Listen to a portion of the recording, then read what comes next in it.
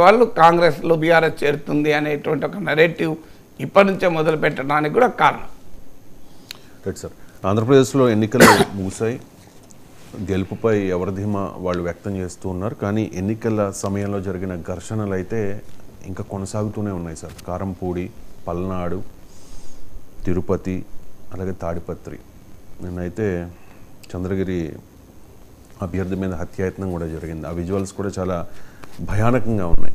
ఇది దేనికి సంకేతం సార్? ఎందుకు ఇలా జరుగుతూ ఉన్నాయి? ఇది దేనికి సంకేతం? అంటే దీని ఇప్పుడు రెండు పార్టీలు పరస్పరం ఆరోపించుకుంటున్నాయి ఏంటంటే ఓటమి భయంతోనే దాడులు చేస్తున్నారు అని. సో ఓటమి భయంతోనే దాడులు చేస్తున్నారు అనేది ఒక థీరీ. రెండో థీరీ, ఓడిపోతున్న వాడు దాడి చేసే ధైర్యం చేస్తాడా? ఎందుకంటే 20 రోజుల్లో ప్రభుత్వం మారుతుంది కదా. ఒకవేళ నిజంగానే ఓటమి కారణం భయంతో దాడి చేస్తే తమ ప్రభుత్వం 20 రోజుల్లో రానప్పుడు, ఇప్పుడు ఉదాహరణకు ఓటమి భయంతోనే వైసీపీ వాళ్ళు దాడి చేశారనుకుందాం. వైసీపీ రేపు అధికారంలోకి రాకపోతే ఊకుంటారా? మామూలుగా ఉండదు కదా పరిస్థితి. అలాగే టీడీపీ వాళ్ళే ఓటమి భయంతో దాడి చేశారనుకోండి, మళ్ళీ జగనే ముఖ్యమంత్రి తూరుకుంటారా?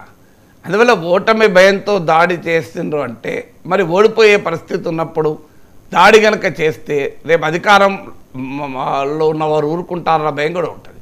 అందువల్ల ఓటమి భయం కన్నా కూడా ఈ హింసకు కారణం ఏంటంటే, ఒకటి పార్టీ సొసైటీస్గా ఆంధ్ర సమాజం మారింది. బెంగాల్ పైన ఒక సామాజిక శాస్త్రవేత్త వాడిన పదం ఇది, పార్టీ సొసైటీ అని. అంటే గ్రామాల్లో కింది స్థాయి వరకు సమాజమే రాజకీయ పార్టీలుగా విడిపోతుంది. సాధారణంగా 100 మంది ప్రజలుంటే ఓ 10 మందో 20 మందో పొలిటికల్ అఫిలియేషన్ ఉంటుంది. మిగతా 70% 80% ప్రజలకు ఏ రాజకీయ అఫిలియేషన్ ఉండదు. అందులో ఒక 30% 40% కమిటెడ్ ఓటర్స్ ఉంటారు. ఇటు అటు కలిపితే ఒక 70%. ఇంకో 30% అయితే కమిటెడ్ ఓటర్ కూడా ఉంటాడు, ఫ్లోటింగ్ ఓటర్ అంటారు వాళ్ళు. అంటే వాళ్ళు ఆ ఒక ఎన్నికలో ఒక పార్టీకి ఓటేస్తే ఇంకో ఎన్నికలు ఇంకో పార్టీకి ఓటేస్తారు. యాక్చువల్గా రాజకీయ పార్టీలో లాయల్గా ఉండి ఇన్వాల్వ్ అయిన వారు ఎక్కడైనా జనాభాలో 10-20% మించి ఉండరు. మిగతా ప్రజలకు తమ దైనందిన జీవితము, తమ వ్యవసాయము, తమ వ్యాపారము, తమ వృత్తే తప్ప ఎన్నికల సమయంలో వచ్చి ఓటేయడం తప్ప రాజకీయాలతో సంబంధం ఉండదు. సహజంగా ఉండే ధోరణి.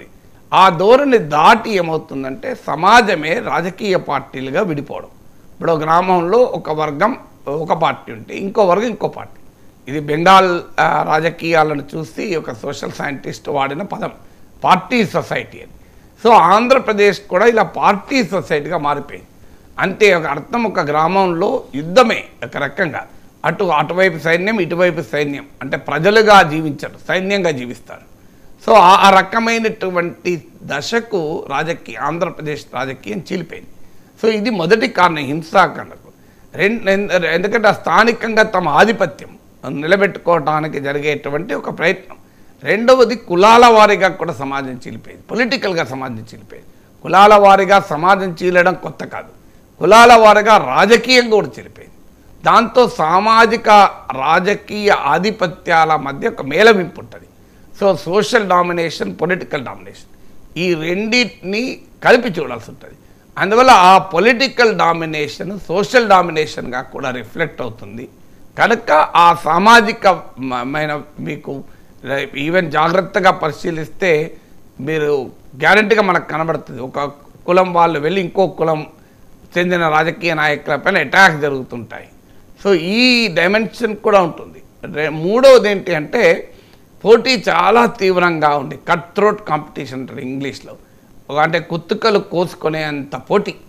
ఇది కట్ థ్రోట్ కాంపిటీషన్ అనేది ఈడియంగా వాడినా రియల్గానే కట్ థ్రోట్ ఉంటుంది. సో అందువల్ల రేపు 5 ఏళ్ల పాటు తమ అధికారము, ఆధిపత్యానికి ఒక పరీక్ష అవుతుంది. తర్వాత ఇది ఎన్నికల సమయంలో జరిగిన పోటీ కాదు, ఇది పోరాటం కాదు, లాస్ట్ 5 yearsగా జరుగుతున్న పోరాటం. దాని యొక్క ఆప్టిమల్ ప్రెషర్ బిల్డప్ అయింది. అంటే తీవ్రమైన పీడనము, ప్రెషర్ బిల్డప్ అయి ఉంది కనుక ఎన్నికలు అయిపోవడంతో ఆ ప్రెషర్ రిలీజ్ అవుతుంది. ఎందుకంటే 5 ఏళ్లుగా రెండు పార్టీలు, అటు వైసీపీ ఇటు టీడీపీల మధ్య, ఇటీవల కాలంలో వైసీపీ టీడీపీ జనసేనల మధ్య ఒక తీవ్రమైనటువంటి పోటీ మనం లోకల్ బాడీస్ ఎలక్షన్స్ అప్పుడు చూసాం. సో 5 ఏళ్ల పాటు జరిగినటువంటి ఒత్తిడి, పీడనం యొక్క రిజల్ట్ ఇది, రిఫ్లెక్షన్ ఇది. సో ఈ రిఫ్లెక్షను మనకు సమాజంలో అప్పటిదాకా ఆగి ఉన్నారు. ఒక్కసారి ఇప్పుడు ఉదాహరణకు పిల్లలు ఉంటారు ఇంట్లో, తండ్రి వచ్చారు, తండ్రి ఫ్రెండ్స్తో మాట్లాడుతున్నారు, కామ్గా ఉండిపోతారు మొత్తం ఇల్లంతా. ఒక్కసారి ఈ తండ్రి ఫ్రెండ్స్తో బయట పడింది అనుకోండి, ఈగ అరుస్తారు ఒక్కసారి. ఎందుకంటే ఆ పీడనం, ఒత్తిడి, ప్రెషర్ బిల్లపై ఉంటుంది కనుక ఆ ప్రెషర్ ఒక్కసారిగా రిలీజ్ అవుతుంది. మీరు చిన్నపిల్లలు కూడా చూడండి, ఇంట్లో ఉంటారు, ఒక్కసారి బయటికి వెళ్ళడంతోనే చాలా కేరింతలు కొడుతుంటారు, ఎందుకంటే ఆ ప్రెషర్ ఫీల్ అవుతుంటారు.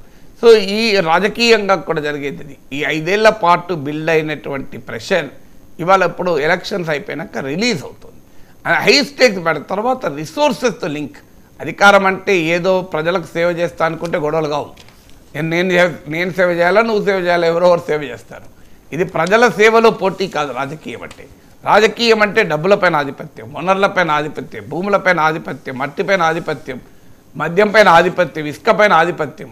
సో రాజకీయం అంటే ప్రజాసేవ అయితే ఎందుకు గొడవలు ఉంటాయి, ఎందుకు ఘర్షణలు ఉంటాయి? రాజకీయం అనేది ప్రజాసేవ కాదు. రాజకీయం అనేది ఎవరి అధికారంలో ఉన్నా వనరులపైన, గనులపైన, భూమి లోపల ఉన్న వాటిపైన, భూమి పైన ఉన్న వాటిపైన, అన్నిటిపైన ఆధిపత్యం. సో ఆధిపత్యం ఉన్నప్పుడు హై స్టేక్ ఈజ్ ఇన్వాల్వ్ కదా. సో హై స్టేక్స్ ఇన్వాల్వ్ అయినప్పుడు ఆ ఘర్షణ వేరే రకంగా ఉంటుంది. ఇప్పుడు ఉదాహరణకు కంపెనీ వేల కోట్ల రూపాయల ప్రాఫిట్ తెచ్చుకున్న కంపెనీలో మేనేజ్మెంట్లో ఉన్న ఇద్దరి మధ్య విభేదాలు ఉన్నాయనుకోండి, ఏ రకమైన ఫైట్ ఉంటుంది?